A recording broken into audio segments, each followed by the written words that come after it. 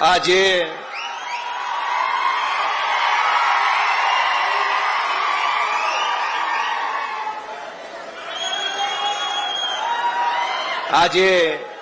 ચૈતરભાઈ વસાવા આપણા સૌના નેતા, એમના સમર્થનમાં દૂર દૂરથી પધારેલા આપ સૌ આદિવાસી સમાજના યુવાનો, વડીલો, માતાઓ, બહેનો અને ગામડે ગામડેથી પધારેલા આગેવાનો સૌને મારા જય આદિવાસી, જય જોહાર. દોસ્તો, આજે આપણે અહીંયા ચૈતરભાઈ વસાવાના સમર્થનમાં એકઠા થવાની ફરજ પડી છે. જે ચૈતરભાઈ વસાવાએ આખા ગુજરાતના યુવાનોને હિંમત આપવાનું કામ કર્યું, જે ચૈતરભાઈ વસાવાએ સડકથી લઈ અને વિધાનસભા સુધી અવાજ ઉઠાવવાનું કામ કર્યું, જે ચૈતરભાઈ વસાવાએ ગામડે ગામડે યુવાનોની ફોજ તૈયાર કરી,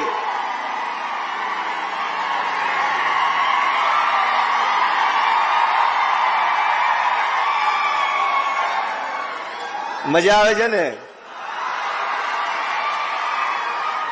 સાથીઓ? આપણે એક વાતને સમજવી પડશે કે ભાજપની સરકાર વારંવાર શા માટે ચૈતરભાઈ ઉપર ખોટા કેસો કરીને જેલમાં પૂરે છે? કારણ કે ભાજપની સરકારના પેટમાં તેલ રેડાય છે. એમને ખટકે છે કે એક નાનો એવો આદિવાસી સમાજનો યુવાન ધારાસભ્ય કેવી રીતે બની ગયો. દોસ્તો, આ વિસાવદર વિધાનસભાની ચૂંટણીમાં વિસાવદરના ખેડૂતો, પશુપાલકો, રત્ન કલાકારોએ જ્યારે મને મત આપી ધારાસભ્ય બનાવ્યો તો ત્યાં પણ ભાજપને આ વાત ખટકી કે ગુજરાતમાં આ નાના નાના જુવાનિયા ધારાસભ્યો કેવી રીતે બની જાય છે. વર્ષો સુધી ભાજપે ગુજરાતમાં એવી રીતે સરકાર ચલાવી કે જે ગુંડા હોય એ ધારાસભ્ય બની શકે, લફંગા હોય એ ધારાસભ્ય બને, બે નંબરિયા હોય એ ધારાસભ્યો બને. ગુજરાતના ઇતિહાસમાં પહેલી વખત આમ આદમી પાર્ટીના માધ્યમથી અરવિંદ કેજરીવાલજીના નેતૃત્વમાં મારી જેવા, ચૈતરભાઈ જેવા નાના પરિવારના છોકરાઓ ધારાસભ્યો બનવા લાગ્યા છે. દોસ્તો, આપણે એટલા સામાન્ય પરિવારના માણસો છીએ, એટલા ગરીબ ઘરના માણસો અમે છીએ, સામાન્ય નાના એવા ગામડામાંથી અમે આવીએ છીએ કે ધારાસભ્યનું સપનું તો બહુ દૂરની વાત છે. જો આમ આદમી પાર્ટી ન હોય, જો અરવિંદ કેજરીવાલ ન હોય તો આ ભાજપ ને કોંગ્રેસ વાળા તો અમને તાલુકા પંચાયતનો સભ્ય ન બનવા દે. દોસ્તો, મુદ્દો એ નથી કે ચૈતર વસાવાએ ગ્લાસ માર્યો કે પથ્થર માર્યો કે ધોકો માર્યો કે આંખ મારી. એ મુદ્દો નથી.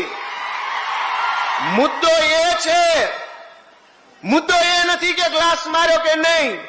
મુદ્દો એ છે કે ચૈતર વસાવાએ ડેડિયાપાડાથી તીર માર્યું અને તીર સરકારની છાતી ઉપર લાગી ગયું છે. એ તીર ભાજપની સરકારની છાતી પર લાગ્યું.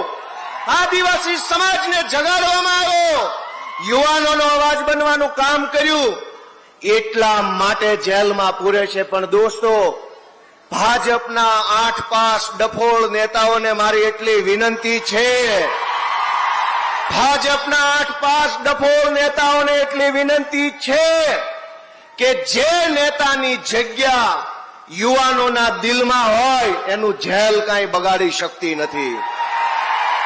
જેલ મોટી નથી, જનતાનું દિલ મોટું છે અને ચૈતર વસાવાની જગ્યા સમાજના દિલમાં છે. દોસ્તો, આ ચૈતરભાઈ વસાવાની લોકપ્રિયતાની વાત કરું, વર્ષોથી ભાજપમાં, કોંગ્રેસમાં પણ આદિવાસી સમાજના નેતાઓ ચૂંટણી જીતે છે. કોઈ સાંસદ બને, કોઈ ધારાસભ્ય બને. અહીંના આપણા કાકા સાંસદ સભ્ય છે. પણ ભાજપને કઈ વાત ખટકે છે, ધ્યાનથી સાંભળજો કે વિસાવદરની ચૂંટણીમાં હું ઉમેદવાર હતો તો ગામડે ગામડેથી એવા ફોન આવતા હતા કે ચૈતરભાઈ ક્યારે આવે છે સભા કરવા અમારા ગામમાં. ચૈતરભાઈની સભાની જાણ થાય, હજારો લોકો ગામડામાં આવે. આટલા વર્ષો સુધી એવું હતું કે ભાજપની ટિકિટ પર સાંસદ તો બની જતા હતા, પણ આખા વિસ્તારમાં કોઈ બોલાવતું નહોતું. આ ચૈતરભાઈ વસાવા આદિવાસી સમાજના પહેલા એવા નેતા છે જેની ઇજ્જત, જેનું સન્માન, જેની લોકપ્રિયતા માત્ર આદિવાસી સમાજમાં નહીં, ગુજરાતના એક એક જિલ્લામાં, એક એક સમાજમાં છે દોસ્તો. અને એ વાત ભાજપને ખટકે છે કે એક ડેડિયાપાડાના ધારાસભ્યની લોકપ્રિયતા સૌરાષ્ટ્રમાં, ડેડિયાપાડાના ધારાસભ્યની લોકપ્રિયતા ભુજમાં, કચ્છમાં, ડેડિયાપાડાના ધારાસભ્યની લોકપ્રિયતા ઉત્તર ગુજરાતમાં. આ વાતથી ભાજપને ઊંઘ નથી આવતી, ઊંઘ. પણ દોસ્તો, હું તમને વિનંતી કરવા માટે આવ્યો છું. આપણે ત્યાં એક કહેવત છે કે ન રહેગા બાંસ ન બજેગી બાંસુરી.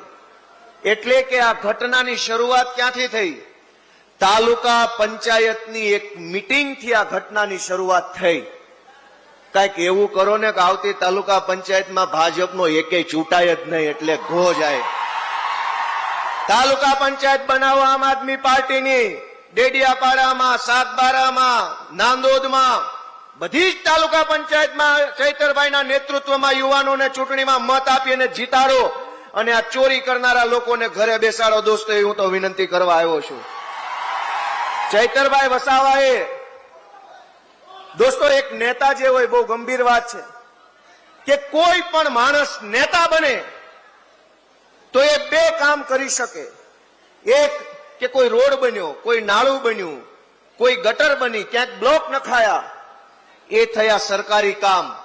પણ એના કરતા મોટું કામ એ છે કે નેતા પોતાના સમાજને હિંમત આપે, બળ આપે, આત્મવિશ્વાસ આપે અને સમાજને બેઠો કરે લડવા માટે. એ સૌથી મોટું કામ હોય છે. ચૈતરભાઈ વસાવાએ આદિવાસી સમાજને હિંમત આપવાનું કામ કર્યું, આદિવાસી સમાજના યુવાનોને બળ આપવાનું કામ કર્યું. દાહોદ હોય કે ઝાલોદ હોય કે છોટાઉદેપુર હોય કે સાબરકાંઠા હોય, જ્યાં જ્યાં આદિવાસી સમાજ ઉપર અત્યાચાર થયો, અન્યાય થયો, ભ્રષ્ટાચાર થયો, ત્યાં ત્યાં ચૈતર વસાવા ઉભા રહ્યા અને લોકો માટે લડવાનું કામ કર્યું. દોસ્તો, ભાજપને એ વાત ખટકે છે કે આ ચૈતર વસાવા બધે કેમ પહોંચી જાય છે. આ વિસ્તારોમાં વર્ષો સુધી નકલી કચેરીઓ ખોલી આદિવાસી સમાજના વિકાસ માટે જે પૈસા સરકારમાંથી આવતા હતા એ ભાજપ વાળા ખાઈ ગયા. બધુંય મિલીભગતથી ચાલતું હતું. ભાજપ અને કોંગ્રેસના નેતાઓ ભાગબટાઈ કરી આદિવાસી સમાજના અધિકારોના પૈસા ખાઈ જતા હતા. એને રોકવા વાળું, ટોકવા વાળું કોઈ નહોતું. તો ભાજપને મજા આવતી હતી, કોંગ્રેસને મજા આવતી હતી. પણ જેવા ચૈતર વસાવા આવ્યા અને ભાંડા ફૂટવા લાગ્યા તો હાહાકાર મચી ગયો કે આને જલ્દી જેલમાં પૂરો. જો આને જેલમાં નહીં પૂરો તો આ બધો ભાંડો ફોડશે. દોસ્તો, મનરેગા કૌભાંડ 2,500 કરોડ રૂપિયા આદિવાસી સમાજના ખાઈ ગયા. કરોડો રૂપિયા. એક તરફ ગરીબ પરિવારમાંથી આવતો વ્યક્તિ હોય, ભણવું હોય, નોકરી જોતી હોય, કંઈક નાનો મોટો ધંધો કરવો હોય, એની પાસે મૂડી નથી, પૈસા નથી. બીજી બાજુ આદિવાસી સમાજના ગ્રાન્ટના પૈસા કરોડો રૂપિયા ખવાઈ જાય છે. એને રોકવા માટે ચૈતરભાઈ વસાવા જેવો આગેવાન વર્ષો પછી આપણને મળ્યો છે. હું તો તમને બધાને વિનંતી કરું છું, મારી તમને બધાને વિનંતી છે કે જ્યારે જ્યારે ગુજરાતના આદિવાસી સમાજને અને આદિવાસી સમાજના નેતા ચૈતરભાઈ વસાવાને જ્યારે જ્યારે મદદની જરૂર પડી છે, ત્યારે દિલ્હી અને પંજાબના મુખ્યમંત્રીઓ મારતા ઘોડે આપણી વચ્ચે આવે છે. દોસ્તો, એક વાર નહીં, બે વાર નહીં, 5 વાર ગુજરાતના ઇતિહાસમાં જોઈ લો, ક્યારેય આદિવાસી સમાજના નેતા માટે મુખ્યમંત્રીઓ આવતા નથી, મંત્રીઓ આવતા નથી. મંત્રી, મુખ્યમંત્રી છોડો, કલેક્ટરો ધ્યાન આપતા નથી. આ ચૈતર વસાવા પહેલા એવા નેતા છે, એનો એક ફોન જાય અને પંજાબથી મુખ્યમંત્રી ડેડિયાપાડામાં આવી જાય છે. દોસ્તો, આમ આદમી પાર્ટી તો પોતાની ફરજ નિભાવે છે. આમ આદમી પાર્ટીને ચૈતરભાઈ જ્યારે આદેશ કરે, જ્યારે માંગણી કરે ત્યારે આખી આમ આદમી પાર્ટી ચૈતરભાઈ વસાવા અને આદિવાસી સમાજ સાથે ઉભી રહી જાય છે. એનો સાક્ષી તમે પોતે છો. જ્યારે બોલાવે, જ્યાં બોલાવે, જેને બોલાવે, ઈશુદાનભાઈ ગઢવી, રાજુભાઈ કરપડા, સાગરભાઈ રબારી, અમારા યુવરાજસિંહ જાડેજા, કેજરીવાલ સાહેબ, બધા જ લોકો હંમેશા આદિવાસી સમાજ માટે તત્પર હોય છે, હજુર હોય છે. પણ હું તમને વિનંતી કરવા માટે આવ્યો છું કે આ લડાઈ બહુ લાંબી હાલવાની છે. 20-20, 30-30 વર્ષોથી જેણે આદિવાસી સમાજને શોષણ કરી અને પૈસા બનાવ્યા છે, એ એમ શાંતિથી આસાનીથી માને એમ નથી અને ભગાડવા માટે હાવણો જોશે મોટો અને જાડો હાવણો મારવો પડશે. દોસ્તો મિત્રો, આ ભાજપની સરકાર એટલો બધો અન્યાય કર્યો કે અહીંયા જ સરદાર સરોવર ડેમ બન્યો, સ્ટેચ્યુ ઓફ યુનિટી વિશ્વની શાન વધારે છે.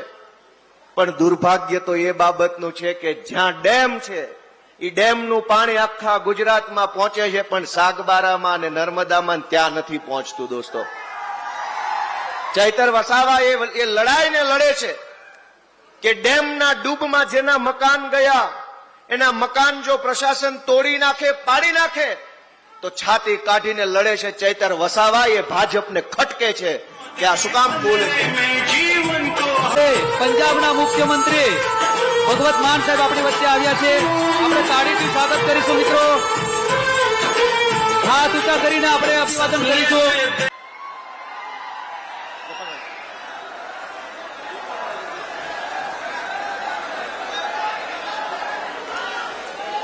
દોસ્તો, આપણી વચ્ચે આપણા મુખ્ય મહેમાન અને આપણને સૌને હંમેશા માર્ગદર્શન અને પ્રોત્સાહન આપે છે એવા આમ આદમી પાર્ટીના રાષ્ટ્રીય કન્વીનર, દિલ્હી સરકારના પૂર્વ મુખ્યમંત્રી અરવિંદ કેજરીવાલજી અને પંજાબ સરકારના મુખ્યમંત્રી ભગવંત માન સાહેબ પધાર્યા છે. આપણે એકવાર જોરદાર તાળીઓથી એમનું સ્વાગત કરીએ. દોસ્તો, સાથીઓ, હું તમને એ વાત કરતો હતો કે ચૈતરભાઈ વસાવાને વારંવાર જેલમાં શા માટે પૂરવામાં આવે છે?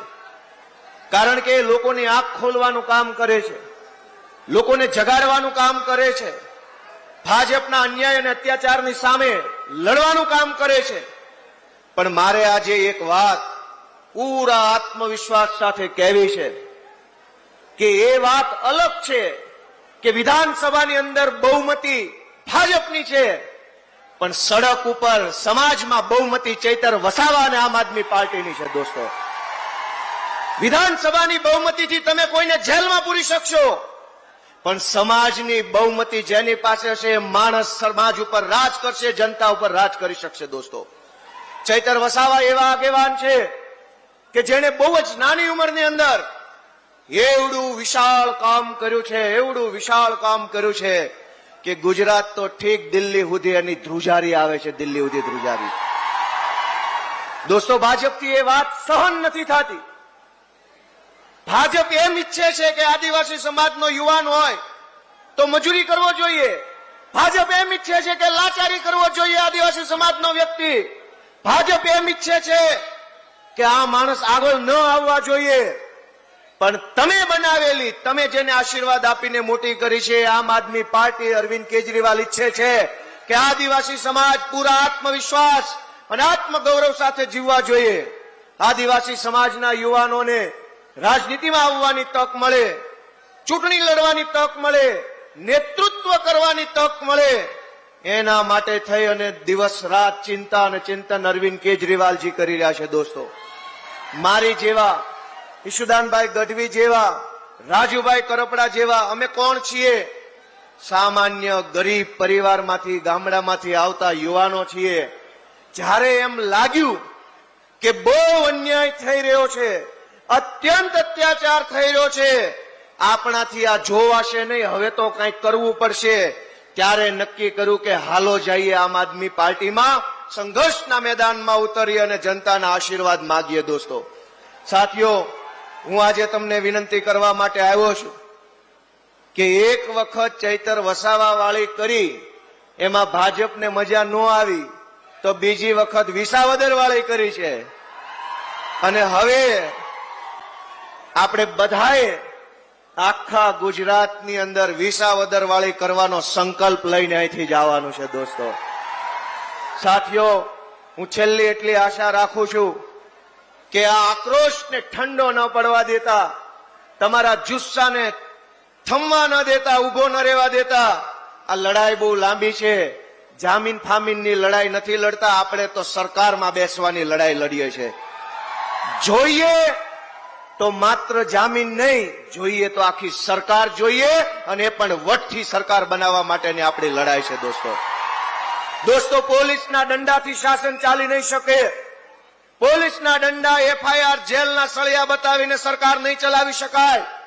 સરકાર એની જ ચાલશે જેનું રાજ જનતાના દિલની અંદર હશે, જે જનતાના દિલમાં હશે એની સરકાર ચાલશે. દંડાના દમ પર સરકાર નહીં ચાલે. અને દંડા બતાવીને સરકાર ચલાવવા નીકળેલા લોકોને એક જ વિનંતી કરવાની છે કે દંડાના ડરથી જો અમારા બાપ દાદા બી ગયા હોત, બિરસા મુંડા બી ગયા હોત, સરદાર પટેલ બી ગયા હોત, તો આ દેશમાં આઝાદી નો આવી હોત. એટલે દંડાના ડરથી ડર્યા નહીં, દંડાના ડરથી ઝૂક્યા નહીં. એવા મહાપુરુષોના વારસદારો અમે છીએ. અમને દંડો બતાવવાની કોશિશ ન કરતા, અમને જેલને ડર ન બતાવો. અમે તમારી જેલથી, અમે તમારા દંડાથી ડરવા વાળા લોકો નથી. અમે ભારતના સંવિધાનને માનનારા લોકો છીએ. ભારતનું સંવિધાન અમને તાકાત આપે છે, અને એ તાકાતનો ઉપયોગ હવે તો આવતી ચૂંટણીમાં કરીને બતાવીશું, એવો સંકલ્પ દોસ્તો અહીંથી આપણે લેવાનો છે. આજે આપ સૌ આટલી વિશાળ સંખ્યામાં પધાર્યા.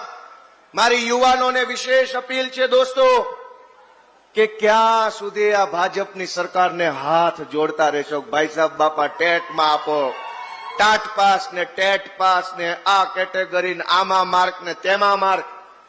દોસ્તો, ભણી ગણીને ડિગ્રીઓ લઈને આપણે નોકરીની લાઈનમાં ઉભા છીએ. નથી નોકરી મળતી, નથી ભરતી આવતી, નથી પેપર ટાઈમે આવતા, આવે છે લીક થઈ જાય છે.